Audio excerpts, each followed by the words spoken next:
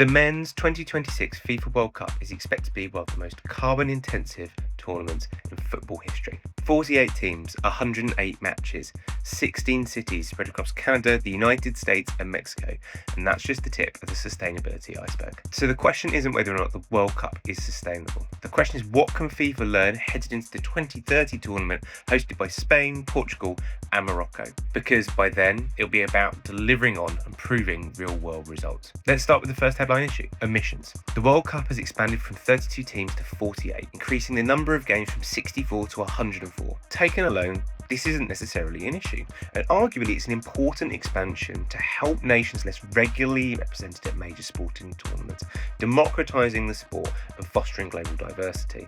Geography is the problem. Teams, fans, journalists and officials have been travelling across an entire continent, and that's after having arrived at the host nations from wherever they've travelled from, often with thousands of kilometres between host cities. Unlike many European tournaments, there are few low-carbon options for travelling between venues, with flying frequently being the quickest and easiest mode of transport.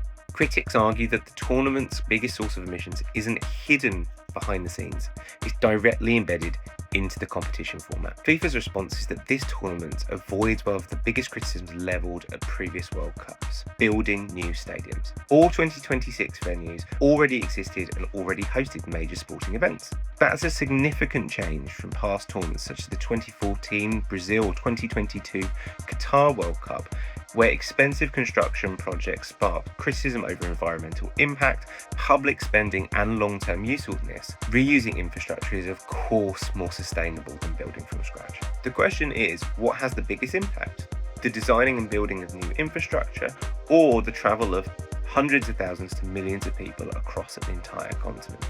It raises interesting questions and considerations when you look back at the 2022 Qatar World Cup, where entirely new stadia were built, but all within one single district and precinct, allowing fans to travel between multiple stadiums even within the same day by foot or car. Then there's the issue of waste. FIFA's sustainability strategy talks about waste, promoting circularity and encouraging reuse. Water refill stations and bottle schemes have become a visible part of sustainability messaging at major sporting events. The rules around this have often created confusion. Initial stadium announcements highlighted bans for fans bringing in reusable water bottles, but backlash exemption for sealed light plastic bottles have been made, preventing a complete reliance on single-use plastics, but not a dramatic improvement. The result is that fans often hear a strong sustainability message but see varying levels of implementation in practice. It raises an important question. Is this strategy delivering measurable reductions in waste, or are they primarily symbolic? This brings us to our biggest challenge, governance itself. FIFA has published a sustainability and human rights policy and plan for this men's 2026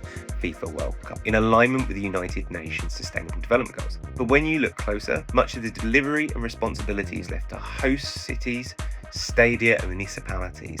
This creates a potential accountability gap. If the actions don't align to the strategy, who's responsible? The city, the stadium, or FIFA? A strategy is only as strong as the governance behind it. Without effective implementation, is this strategy tantamount to greenwashing? That's why the 2026 Men's World Cup is more than just a football tournament. It's a benchmark for what's acceptable and not acceptable as a global standard. It also acts as a test case for the 2030 World Cup. Spain, Portugal and Morocco offer the opportunity for a more compact competition format and therefore lower emission tournament. European sustainability expectations are increasingly moving beyond commitments and targets towards evidence, measurement and accountability.